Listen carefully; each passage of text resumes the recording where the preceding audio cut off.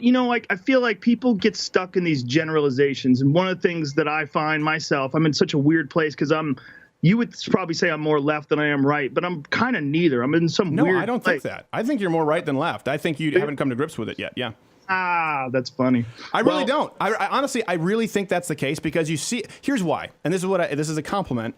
But the fact that you feel compelled to even care about the constant attacks I get tell me that you've recognized there's inherent bullying in the political system, and that's kind of coming from the left. I don't think you're a conservative at all, but I think you're a free speech and a free thinking advocate, which kind of eliminates you from today's regressive left. Isn't that bizarre? I mean, when I was a kid, my parents were hippies, and I grew up thinking that the left was all the people that were trying to stop this unjust war in Vietnam, and they were trying to enable the civil rights movement to succeed and enable free speech and enable people to speak freely. Right. That's just not the case anymore. We're in some weird down is up and up is down time. Yeah. And for people like myself, who do have a lot of left-wing ideas, who do support gay marriage, who do support so many what you would consider left ideas. Yeah. You find yourself in this strange place where I'm so opposed to so much of these attacks on free speech and so much of the I don't even want to call it bullying because it's more of a mob mentality thing. It's kind of scary. Yeah. Like the Berkeley thing with Milo was scary. Yeah. And this mischaracterization of his positions on things is scary. They're making it out like he's this evil hate monger who wants genocide. Right. And this is all just to justify some of the crazy things that they're doing, smashing Starbucks windows, lighting cop cars on fire.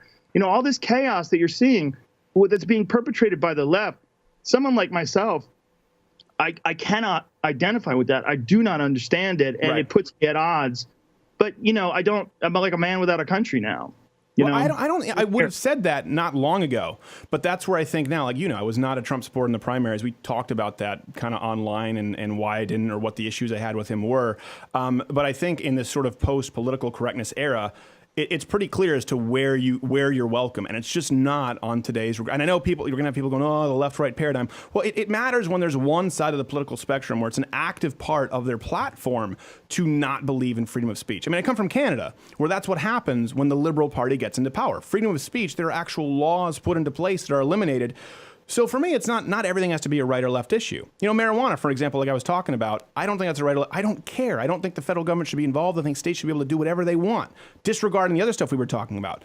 That's no longer a right or left issue. But the issue of freedom of speech, the issue of being open to a form of ideas, of personal decisions, that is excluded from the Democratic platform today as policy. That's why when I say left. Yeah, well, there's a tremendous amount of dishonesty and a tremendous amount of dishonesty that's being used to justify all this insane behavior.